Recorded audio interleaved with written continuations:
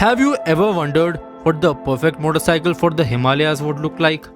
Tall beak, rugged, off-road tires, high ground clearance, a reliable engine, a comfortable sitting position, space to mount your luggage.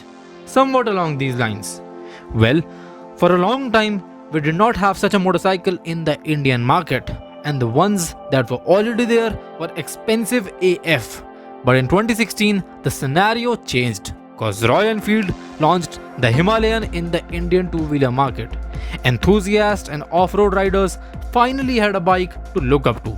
It quickly gained attention and popularity, and the name Himalayan conveyed the reason why the Himalayan was made. To rule the Himalayas, and thus it became the official go-to bike for every enthusiast in the country who wanted to explore the mighty mountains. Now, I did not know about the Himalayan initially. I only knew about the classic 350 and the 500, but when I saw one of the moto vloggers riding one, I was elated. A few days later, I saw a Himalayan on the road. It looked like a mini version of the Triumph Tiger. It genuinely looked good, and I wanted one with an army camouflage so bad for a long time. Now, making a motorcycle like the Himalayan wasn't an easy task at all. It's not the typical kind of motorcycle Royal Enfield is used to making. So Royal Enfield had to start from scratch. Thus started the process of making the Himalayan. Lots of prototypes and test mules were developed. The engine, suspension, everything was played around to find the perfect balance. It was tested on various terrains, from the Rocky Mountains to the jungles and the deep slushes of mud. There were a lot of times when the engineering went over the board in the Himalayan, and that's when Royal Enfield had to tone it down a bit.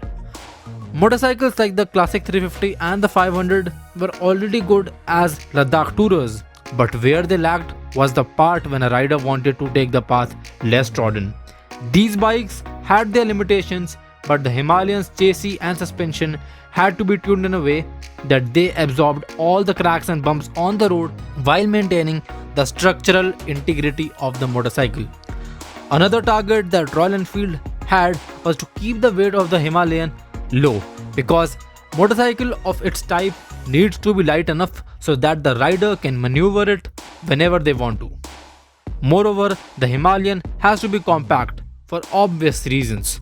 Thus, it wasn't easy for Royal Enfield to fit all the suspension parts, electrical equipments, and other things in a small amount of area. But they did it. Even the engine in the Himalayan is not the one you typically find on the classic series. It's an LS410 engine with an overhead camshaft. It produces around 25 bhp and 32 Nm of torque. Not a lot, but it's more than enough for 99% of the terrain the Himalayan will face. The terrains that the Himalayan will be experiencing will be quite challenging, from hot and humid weathers to icy cold mountains. Thus, the oil cooling in the Himalayan will help you maintain the temperature of the engine so that you can ride the Himalayan smoothly. Motorcycles like the Himalayan are built to go to unknown places, and you definitely wouldn't want to be stuck on your motorcycle in the middle of nowhere.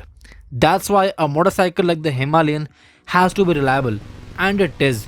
It requires service every 10,000 kilometers, and the spark plugs need to be changed after every 25,000 kilometers. So you would not need to worry about getting your Himalayan serviced every once in a while. The Himalayan also has to keep a balance between being a road bike and a tourer. That's why Royal Enfield had to keep a balance between the seat height and the ground clearance, and they just found the perfect spot. Inside the engine of the Himalayan, there is a counterbalancer that helps in reducing the vibrations on the motorcycle. Also, to not make the Himalayan just another soft roader, Royal Enfield experimented with the rim size and came out with the 21-inch rims that perform great on the road and off the road. One thing that you will notice about the Himalayan at the first sight is that it's a very simple looking motorcycle. The design isn't sophisticated in any way, it's minimalistic yet beautiful, just like how a motorcycle should be. The overall compact design of the Himalayan helps it in being stable and enhances the overall handling. It also happens to be the first Royal Enfield with monoshock suspension with linkage. Testing a motorcycle like the Himalayan on a racetrack like MMRT might seem awkward. But to see how the motorcycle behaves in sharp turns, it's very necessary to get an idea of its on-road performance.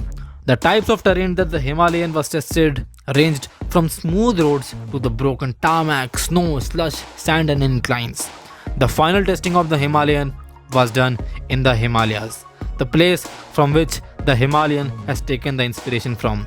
The luggage mounting frame, aluminium panniers have been made strong enough to carry a significant amount of luggage, but light enough to not add extra weight. There is a frame in the front of the Himalayan as well to carry some lighter luggage. The luggage gears on the Himalayan have gone through as many tests as the Himalayan itself has gone through. The ultimate test of the Himalayan was to reach Khardungla, which is a huge challenge for every tourer out there. But for a motorcycle like the Himalayan that has gone through so much testing and challenges, it was an easy task. At the price point where the Himalayan is currently, there isn't much competition. It is as if the Himalayan has a segment of its own.